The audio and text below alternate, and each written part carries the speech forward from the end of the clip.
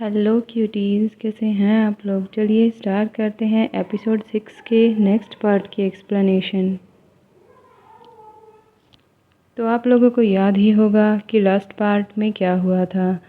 तो हम देखते हैं कि शान और वी अभी भी सो ही रहे होते हैं और इस बार उसे सपने में मिस वाद की जगह हर जगह वी दिख रहा होता है। जैसे जब मिस वाद ने उसे बचाया था, उसे इस बार वी दिख रहा होता है उनकी जगह। अब शान उठ जाता है। अब उसे विश्वास हो गया है कि वी ही में स्वाद है। वह वी के फोरहेड पे किस करता है और इससे वी उठ जाता है। वह वी से पूछता है कि क्या मैंने तुम्हें उठा दिया। वह अपने हाथ की वही रिंग निकालता है जो मिस स्वाद के लिए उसने ली थी और वह वी को पहना देता है और कहता है यह रिंग तुम्हारी ही है। और दोनों फिर से किस करते हैं। तभी हम शान के घर का सीन देखते हैं। यहाँ पे जियोंग शान के लिए परेशान हो रहा होता है। वह कह रहा होता है मैं ग्रैंडपा को देखने जा रहा हूँ, काफ़ी टाइम हो गया है। चू कहती है आप लोग ओवर रिएक्ट कर रहे हैं। चू कहती है कोई ज़रूरत नहीं है ग्रैंडपा को देखने जाने की। तभी वी और शान वहाँ आ जाते हैं। जियोंग कहता है ग्रैंडपा आप कहाँ थे, मुझे आपकी बहुत चिंता हो रही थी और मैं तो आपको देखने ही आ रहा था, पर यह चू मुझे रोक रही थी। चू कहती है मैं तो आपको कह ही रही थी कि वो आ जाएंगे, आप भी नहीं मान रहे थे। रात पूछती है वैसे आप दोनों रात को कहाँ थे। तभी वी कहता है मैं तो रात को टोंग के पास रुका था, हम बस गेट पर ही मिले हैं ताकि वो लोग उन पर शक ना करें। तभी शान वी का हाथ पकड़ लेता है और कहता है कि हम दोनों रात को इकट्ठे ही थे। जियोंग कहता है आप दोनों इकट्ठे थे मतलब आप दोनों साथ सोए थे। शान कहता है हम दोनों शादीशुदा हैं और हम लोगों के लिए साथ सोना नॉर्मल है। और चू और रात बहुत खुश हो जाती हैं, पर बेचारे जियोंग को समझ नहीं आ रहा होता है कि ये सब क्या हो रहा है।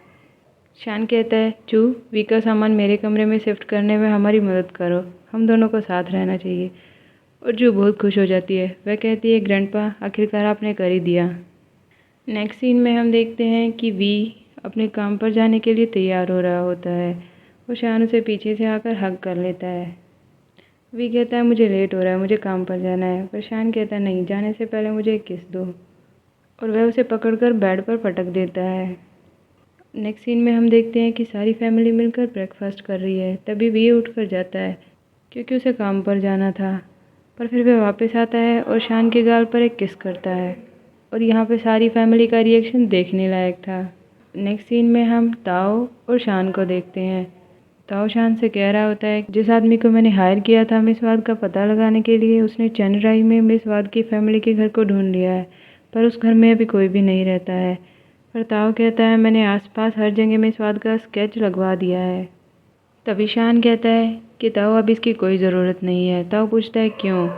तभी शान कहता है क्योंकि अब मैं मान गया हूँ कि वी ही मिस वाद है और कोई नहीं हो सकता है। पर ताओ कहता है कि वो तो एक लड़का है, क्या तुम्हें अब इस चीज़ से कोई प्रॉब्लम नहीं है, तुम ओके हो। और शान कहता है ओके नहीं, एक्चुअली ये वंडरफुल है। तभी रात का सीन दिखाया जाता है। वी और शान शान के रूम में सो रहे होते हैं। तभी शान को सपना आता है। वह खुद को गॉडेस नोआ के सामने खड़ा देखता है। उसके हाथ में वही पत्थर होता है और वह पत्थर एकदम से गायब हो जाता है और धीरे धीरे उसका हाथ भी गायब होने लगता है और शान एकदम से चौंक कर उठ जाता है। अब हमें अगले मॉर्निंग का सीन दिखाया जाता है और वी अपनी दादी से मिलने हॉस्पिटल गया होता है। वी अपनी दादी से कह रहा होता है कि शान भी आज आपको मिलने आने वाला है। उसकी दादी कहती है शान वही लड़का जिससे तुमने बैड लक दूर करने के लिए शादी करी थी। वी कहता है हाँ। उसकी दादी कहती है वह मुझसे मिलने क्यों आएगा। शान कहता है वह बहुत अच्छा लड़का है, वह बस आपको देखने आना चाहता था। और तभी हम देखते हैं शान अंदर आता है और जैसे ही शान अंदर आता है वी की दादी उसे देखकर एकदम से चौंक जाती है। वी पूछते हैं कि क्या कुछ हुआ है, पर वी की दादी कहती है नहीं। तभी वी को डॉक्टर का कॉल आता है और वह कहता है दादी मैं बस अभी वापस आता हूँ, मुझे डॉक्टर बुला रहे हैं।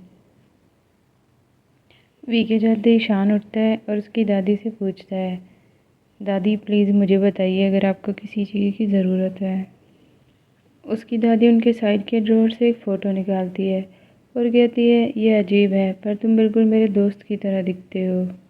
और उस फोटो को देखते ही शान याद करने लगता है कि उसने एक बार एक छोटी बच्ची को दो गुंडों से बचाया था।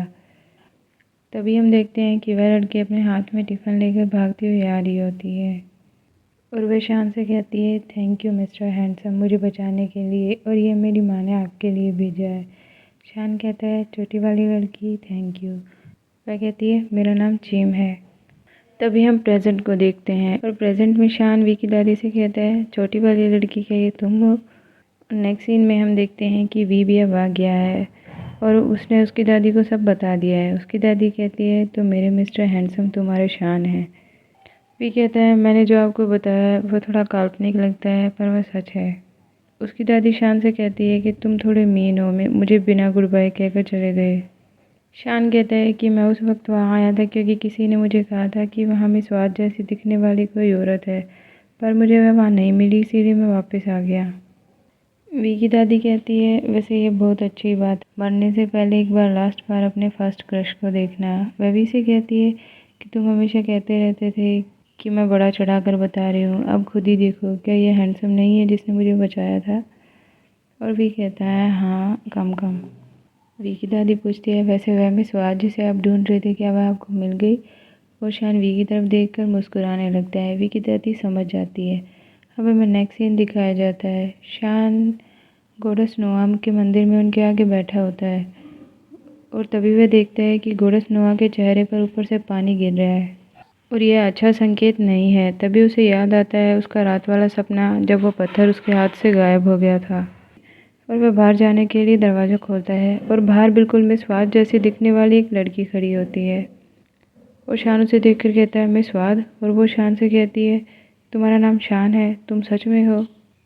और यह एपिसोड यहीं पर ख़त्म हो जाता है। चलिए मिलते हैं नेक्स्ट एपिसोड की एक्सप्लेनेशन के साथ, तब तक के लिए बाय।